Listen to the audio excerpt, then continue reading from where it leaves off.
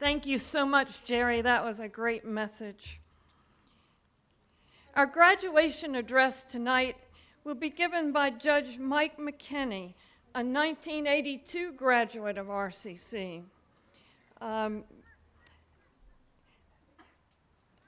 Judge McKenney is a 1976 Northumberland High School graduate. He juggled work and higher education for 14 years after high school to pay for college and law school tuition. At RCC, he gained the attention of faculty member, history and government professor Phil Semch, who mentored Mike during his time at the college. There you are. Upon his graduation from RCC in 1982, Mike began working for W. Taylor Murphy, a local attorney.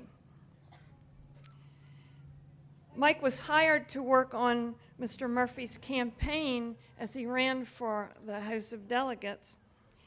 And he met his wife, Almeda Hunley, who would join him in producing two lovely children who are also RCC students, Caroline, who's a graduate, and Patrick, who is in the governor's school at right now. So this 1982 campaign was the beginning of Mike's life as we know it now, and his law career. He completed a bachelor's degree at Mary Washington College, continued working with Mr. Murphy, served as the delegate's legislative aide in the General Assembly, and then returned to law school at T.C. Williams School of Law, and kept a very vigorous schedule while attending classes. He was a member of the Law Review Board, worked in the General Assembly while it was in session, and was on the Potomac River fisheries in Colonial Beach during non-session months. In 1990, he returned to Warsaw, where he practiced law with his old friend, Taylor Murphy, and he ran for and won the office of Commonwealth's Attorney in Northumberland County, a position he held from 1996 to 2009. He is a founding board member on the Northumberland County Little League. He's a member and past member of Westmoreland Lodge number 212, AF and AM, a member of Henderson Methodist Church, a member of the Callio Volunteer Fire Department since 1978, so very involved in the community. He is a devoted father, and he is also the judge in the Juvenile Domestic Relations Court for the 15th Judicial District. He currently holds that job, but he has also been further rewarded recently for his astute work on the bench by being appointed as the Circuit Court Judge for the 15th Judicial District, and that will start for Judge McKenney in July. You've got a powerful role model here tonight to speak to you, and a powerful human being. And I think you will love his message, and I will let him come on stage right now. Thank you so much, Judge McKenney.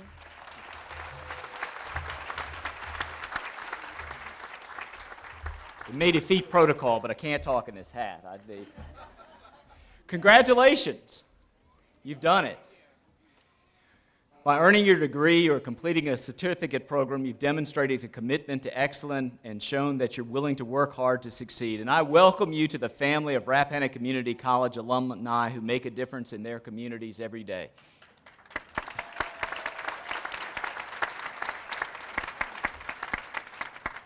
At the conclusion of Jerry's talk, I was thinking about saying I was going to say what he said and then sit back down, but I thought maybe that might be too good. But a great job. As an RCC alum, I want to tell you that you have an important responsibility. A responsibility to yourself, a responsibility to this college, and a responsibility to this community.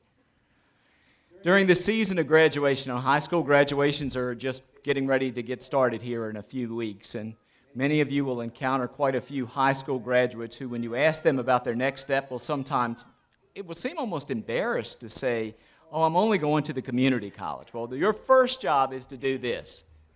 You're supposed to say, that's great. That's where I went to school. You can do anything you want if you go to Rappahannock Community College.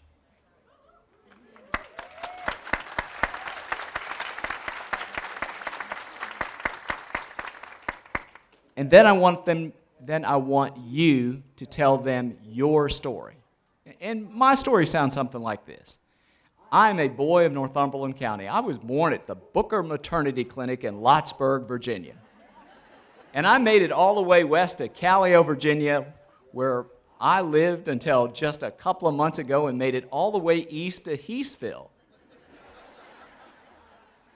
Neither my mom nor dad ever graduated from high school. It seems unlikely I'd be where I am. But my family encouraged me and hoped that I would have the opportunity to do something more than they had done. And I want to apologize to you. For whatever reason, people in my generation have decided to take upon themselves the responsibility of discouraging you from believing that tomorrow will be better than today. Well, let me take away that question. Tomorrow will be better because you're better prepared. You've got greater insight. You know more about the world than people in my generation knew. So don't be discouraged in any way. And I wasn't. I was always told that tomorrow would offer greater opportunities, and I accepted it, and I accepted that challenge. And at the conclusion of high school, I was determined to go to college, but really didn't know how. I decided I was going to enroll in the community college, and back in the day, it was on a quarter system. They didn't start until later in the year, so mid-September, on the way to college, I drove past my grandfather's house, and there he was. He had died in the yard. Stopped and attended to him, and perhaps more than any single person, he had encouraged me to pursue education. And as he had asked me to do, there were two things he wanted me to do: go to college and register to vote. The next day, I registered to vote, and I enrolled at the community college. And I dropped out. Between grief and the challenge that going on without his encouragement presented, I couldn't do it. And I waited a few years before I returned. Now, during that time, I had the opportunity to do a number of interesting jobs, including playing both kinds of music, country and western, at WNNT, and decided to re-enroll at Rappahannock Community College. It was perfect timing.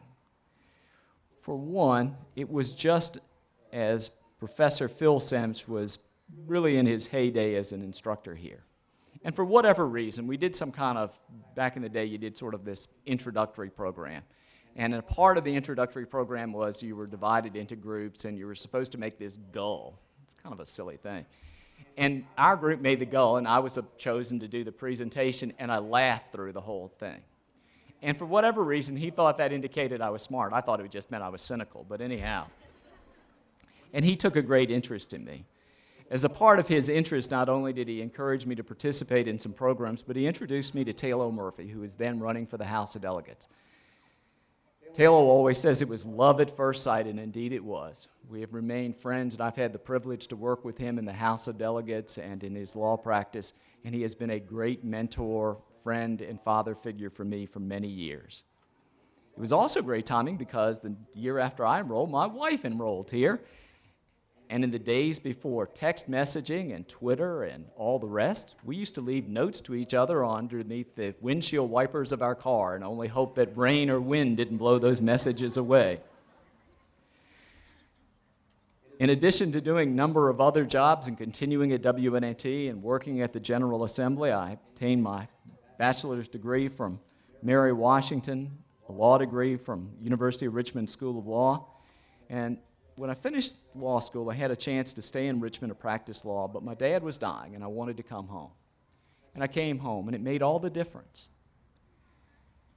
because I had an opportunity to be here and to participate in the life of this community and to enjoy what it has to offer. I had the opportunity to run for Commonwealth's attorney. Heck, I became a judge, and now I'm about to become the judge of the circuit court. The circuit court, for those who don't understand or know, is the court that holds serious felony trials. It impanels and tries cases with juries, and anything the legislature can't figure out where to put, they send to the circuit court. So I have a lot of great challenges that I'm looking forward to. That's my story. Tell yours proudly, whether you're receiving an associate's degree and you plan to transfer to a four-year college, or you've earned a degree and you're planning to pursue a career in something like nursing, or you've earned a certificate to improve your job skills or to pursue a new career path. Each of you has a story to tell, and our college needs you to tell that story. College also needs you to show in your career the tools which have helped you to be successful. Hard work, pride in your accomplishments, and a willingness to sacrifice to achieve the goals speak volumes about what our RCC education means. Your college and your community also need you to undertake another task. Beside my family, perhaps the thing I worry about the most is the area where we live. This is an area that is subject to great change. It is so different. It's hard for the younger graduates here to imagine how much it has changed in my lifetime. Virginia is now a state of about 8 million people, and it is projected in the next 20 years to perhaps have as many as 10 million. Most of those people will live in the so-called Fertile Crescent between Northern Virginia and Virginia Beach. That growth has come at the expense of rural Virginia, and particularly areas such as those we come from, here on the Northern Neck and all over on the Middle Peninsula. For a long time, rural Virginia had great political power in this state. Now we have virtually no power. We are challenged economically. Our traditional industries have changed. The industries which made up our community and our economy when I was young, have now virtually faded from the scene. There used to be a sawmill in every town. There were tomato factories. Farming employed a number of people. Working on the water hired many more.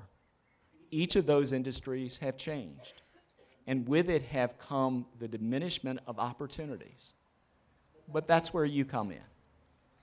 Each of you represents a hope and a dream. Each of you brings to this community the opportunity to bring about a change. When I was where you were, the thing that I desired most was to make a difference. I don't know that, again, we do a very good job in challenging young people throughout their lives to look at public service or other opportunities to make a difference, and not to think just about your own accomplishments or the opportunity to earn a living. Your greatest reward will come in the changes that you are able to make, or the lives that you will be able to influence and change. Our areas suffer with great poverty. There are many who fail academically. The challenges we face are innumerable. But if you dream about starting a business, or you have an idea that is new, or you plan to work hard, ask yourself, can I bring that dream about here? Is there a way to make these jobs happen here? Can I do this where I live? Because we need you to do that. We need you to make a difference to the Northern Neck and to the Middle Peninsula. The opportunities for future generations will depend upon your ingenuity, your hard work, and your commitment to these regions. Even if your career path takes you from here, never lose your devotion to the Northern Neck and Middle Peninsula. Always promote it. Always encourage it. Always come back to it. Our community needs you, and we need the talent and skill and insight that only you have. Our resources are vast, and it includes people like you who are smart and willing to work hard, people who are committed to their faith and to their family. Resources also include this college, which helps with workforce development and training, in providing educational opportunities for folks like you. Make a commitment today to yourself and to our community and to our college, so that when you leave here and you encounter someone who says, I'm just going to the community college, you will say proudly, that's great. That's where I went.